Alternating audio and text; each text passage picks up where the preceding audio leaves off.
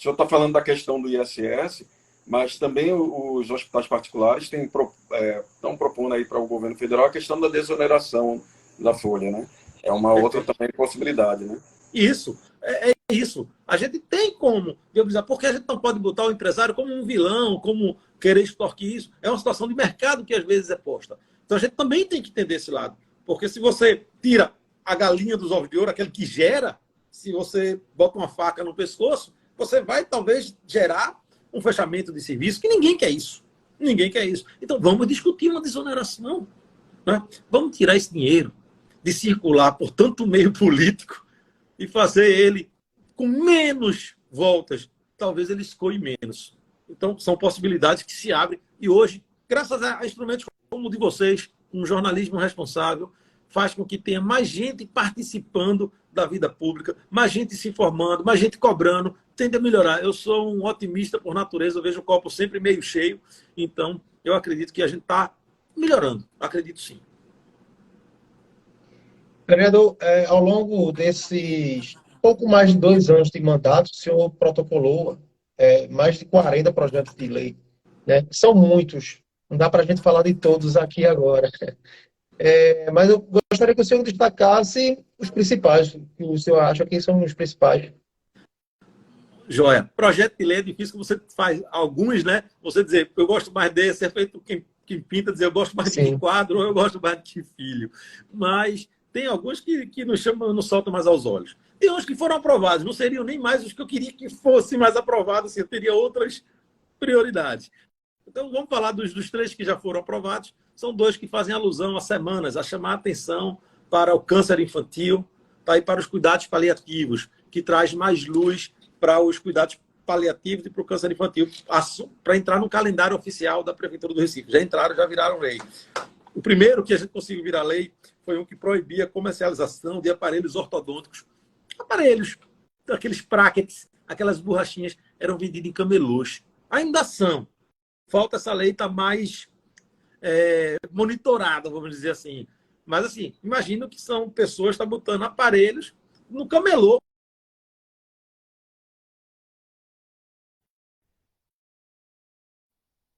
para que os serviços credenciados, pessoas credenciadas é que possam comercializar.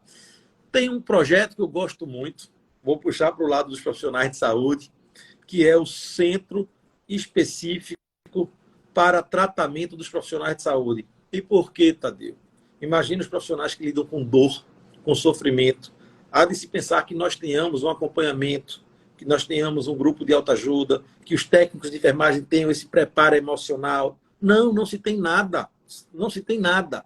Então, se a gente tivesse pelo menos um centro para poder desenvolver terapias, acompanhamento, é um público que precisa desse acompanhamento para melhor trabalhar e não sofrer determinados estigmas, porque às vezes o paciente, e olha que eu sou um brigador para acabar com o estigma do tratamento da saúde mental.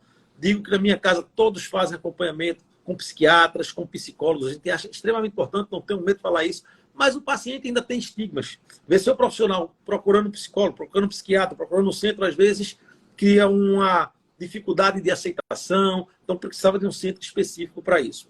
Outros, que aí eu também vibro demais, é também um centro específico para pessoas com necessidades especiais, para pessoas com transtorno do espectro autista, com TDAH, nesse eu acredito que a prefeitura vai fazer, mesmo que não me dê o crédito. Eu falo isso há mais de 1 ano ali dentro daquela casa. Dê o crédito a quem quiser, Prefeitura do Recife, mas faça. A gente precisa de inclusão. A gente não tem um psiquiatra infantil na rede do Recife. Essas mães sofrem para conseguir psicólogo. Às vezes a gente nem sabe disso, mas é verdade. É mais de ano para conseguir um psicólogo. Não tem um método ABA, que é um método importante para quem tem, por exemplo, transtorno do espectro autista. Eu ouvi relatos de mães que passaram 10 anos sem conseguir desfraldar o filho e com pouco tempo conseguiam acesso a uma terapia específica, conseguiu desfraldar, tirar a fralda daquela criança e adolescente. Então isso modifica muito as pessoas. Sessão de cinema para pessoas também com transtorno do espectro. Eu estou tentando aqui puxar pela memória, botei aqui algumas coisas que você falava ali perguntando no papel, mas puxando da memória, falando do espectro autista, sessão de cinema para pessoas com transtorno do espectro autista. E aí, por quê, Tadeu? E olha, não é de graça. Queria que a rede privada fornecesse um dia específico, que ali era para aquele público. Pode ir com outras pessoas, mas vai ter específico para aquilo. Por quê? Algumas famílias, e não por preconceito. A pessoa vai para o cinema, um adolescente vai com a namorada, quer ver o filme. Ele não vai lembrar, naquele momento, que tem um jovem na sua frente, levantando e sentando, fazendo uma zoada, que possa ser um portador de espectro autista. Muito possivelmente vai reclamar. O pai vai ficar preocupado, porque a reclamação pode desencadear alguma desorganização no jovem. Então, tende a não ir. Se a gente tem um dia específico que possa adaptar a luz, adaptar o som, deixar as cadeiras livres, porque as pessoas às vezes gostam de mudar de local, a gente está promovendo a inclusão e a sociabilização, porque as pessoas virão. E isso vai ajudar na própria socialização dessas pessoas. É outro projeto que eu gosto muito. Tem o projeto das escolas, que a gente tenta botar um psicólogo nas escolas públicas. Ser obrigatória a presença de psicólogos. Você dizia, não é? Não, não tem. Não tem. Eu visitei várias escolas públicas. A gente precisa... Tá aí, estamos discutindo segurança nas escolas. Essa questão de segurança nas escolas passa por segurança pública, iluminação, controle de acesso, policiamento ostensivo, discussão de guarda municipal armado ou não, passa por tudo isso. Mas passa também por saúde mental dentro das escolas, detecção precoce de pessoas que possam ter transtornos e não vão ser adultos doentes, como é aquele cara do sul do Brasil, que não merece nem citação, que ele é um doente, não é um ser humano saudável, é doente, não é? Aí eu puxo um pouquinho para os profissionais. Estou falando, vou falar só mais uns 3 para não me delongar muito. Meia entrada para profissionais de saúde nos eventos. Os profissionais ganham muito pouco. A gente estava discutindo aí os técnicos de enfermagem que estão brigando pelo piso para que possam ter acesso à cultura. Tá? Conscientização dos malefícios do cigarro eletrônico é outro tema que eu busco muito. A gente tem batido para que se expanda mais. A gente está vendo um absurdo de jovens usando cigarro eletrônico. E aquilo, eu tenho observado que tem um malefício. Independente se tem mais nicotina, se vicia mais, se vicia menos, que estudos mostram que tem efeitos danosos piores do que o cigarro convencional. Ainda tem o seguinte, se a gente parar para refletir.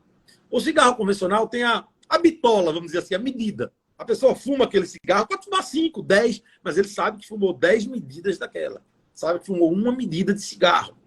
Ainda tinha um lado de sociabilização, se é que possa haver algum lado positivo que eu não vejo no cigarro, mas que geralmente os fumantes se encontravam ali em determinado ponto. O cigarro eletrônico, que tem um cheirinho geralmente aromático, faz com que as pessoas não tenham nem a noção do quanto está fumando. Está muito fácil. Pega ali do bolso, botou, bota no bolso. Está em casa, está onde for. A quantidade de fumo aumenta muito e atraindo o público jovem que não sabe. Temos projetos de lei sobre alimentos ultraprocessados. Enfim, temos da capacitação de professores, para que a prefeitura promova capacitação dos professores para pessoas com necessidades especiais.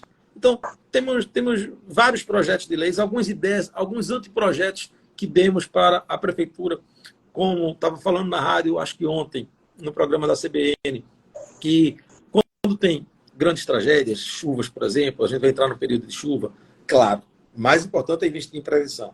Geomantas, muros de arrimo, moradia para tirar pessoas de área de risco, isso é o mais importante. Mas tragédias vão acontecer. Infelizmente, elas tendem a acontecer com aglomerado populacional, enfim, vem um imponderado e acontece alguma. O ano passado, quando teve aquelas chuvas, aquelas cenas trágicas, no grupo dos vereadores nós nos perguntávamos para onde orientar para as pessoas irem no ambiente seguro, qual a escola que vai estar aberta. Então as pessoas não têm nenhum plano de fuga pré-definido. E o Recife é dividido em regiões político-administrativas, os RPAs. Se em cada RPA a gente tem um centro, num local seguro, livre de encosta, livre de perto de um terreno sólido ali, a gente possa construir um centro, como tem o Compaz, mas pensando parecido com o Compaz, que é uma boa estrutura, mas uma estrutura adaptada, que sirva. E não é para ficar obsoleto, para usar se tiver tragédia, não. É para possa ser usada, por exemplo, para o espaço cultural esportivo, ensaio de maracatus, de troças, de quadrilha de São João, que é um pleito deste pessoal lá na Câmara dos Vereadores, quando fizemos algumas audiências, que possa ser usado para fomentar os esportes dentro de cada RPA desta. Tá?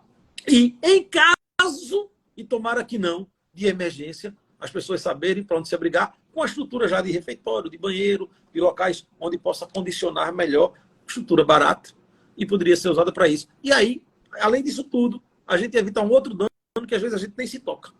Porque a maioria de nossos filhos estudam em escola privada. Minhas filhas estudam, eu tenho esse privilégio. E quando tem essas grandes chuvas, no outro dia, escoou a água, o trânsito está bom, elas vão para o colégio. As pessoas da escola pública não vão porque os desabrigados estão na escola. E, mais uma vez, essa diferença social aumenta. Até nisso, a escola pública sofre, porque serve de abrigo. Então, a gente tem que começar a pensar nisso. Projeto barato. Tem alguns outros, foram mais de 40. Eu gosto de todos. Tá me fugindo aqui a lembrança de alguns deles agora. Mas vamos abrir, senão eu vou ficar falando dos meus projetos aqui. Eu sei que vocês têm mais perguntas. Não, tranquilo. Um abraço aí para o nosso amigo Eduardo Bandeira. Saudações alvirrubras. Jornalista. O senhor está rindo à toa porque o senhor é rubro-negro, né? É isso.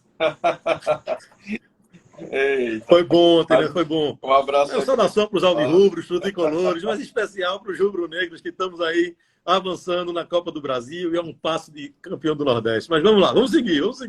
Aí, Eduardo, inclusive, colocou aqui que a questão do DEA, né, que o senhor tem feito essa campanha para o desfibrilador. E o senhor tem fiscalizado lá os parques, né? Como é que está essa situação? Já estava passando aqui. Obrigado, Eduardo. O DEA. O DEA é o desfibrilador externo automático, que a gente viu na Eurocopa. Acho que os que estão nos acompanhando podem lembrar aquele jogador que caiu em campo, teve uma parada cardíaca e os outros jogadores fizeram uma barreira para evitar a cena ali. Chegou a equipe de socorro, o jogador Erickson, né? Chegou a equipe de socorro e botou o desfibrilador, deu um choque e o coração voltou e ele se salvou e está aí bem. Todos já devem ter visto sobre isso. A gente não tem lei que para locais públicos que circulem mais de 1.500 pessoas seja obrigado. Mas no Parque da Jaqueira, por exemplo, e eu não estou olhando só para o Parque da Jaqueira, a gente tem fiscalizado todos os parques, tá? Parque de Santana, os parques que tenham atividades esportivas ou que promova a prática de atividade física, não esportiva, de atividade física, que tem um DEA. Aí a gente visitando, estamos até fazendo um abaixo-assinado lá na Jaqueira. Começamos pela Jaqueira porque é o mais central, que tem a circulação de pessoas maior. A gente conversou anteontem com uma funcionária. E ela fez, eu quero assinar na hora. Eu trabalho aqui, estou entrando no meu 7º ano de trabalho e já presenciei 6 óbitos aqui no Parque da Jaqueira. Talvez tivesse, e chocou uma de uma criança, uma parada cardíaca.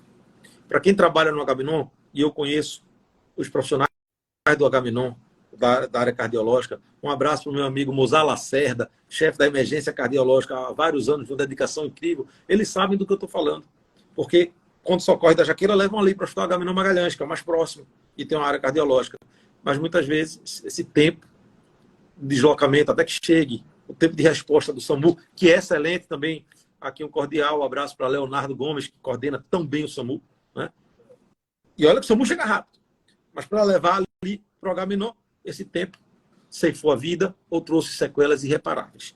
Então, são instrumentos baratos que muita gente, nós usuários, não sabemos que estamos tão desprotegidos assim.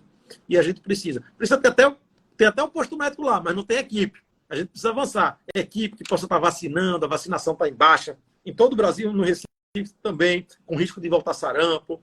Então, a gente tem um amplo conhecimento de saúde pública, um amplo conhecimento do que se precisa ser investido e pensar de forma diferente. Porque a gente precisa, por exemplo, muito trabalhador pode não estar levando seus filhos para vacinar porque dentro do horário de funcionamento dos postos ele está trabalhando e não leva. E o Parque da Jaqueira é onde ele tem um lazer com sua família. Por que não ali no seu posto permanente, aquele posto tem uma equipe e aquela equipe possa ser usada? Ah, Tadeu, vai ficar obsoleto, vai ficar subutilizado para algum acidente na Jaqueira que seja? Não, pode promover educação e saúde. Pode promover vacinação, principalmente para essas famílias que já estão ali. A situação pode promover uma elevação da vacinação. Tem muitas coisas que se podem fazer a baixo custo, pensando às vezes de forma diferente. E nós estamos tentando ajudar, seja a prefeitura, seja o Estado, como eu disse, independe a bandeira do governo que esteja governando. A gente precisa ser propositivo. Quando pergunta, Tadeu, você é de oposição ou de situação? Eu sou de proposição. Eu acho que é assim que a gente se define.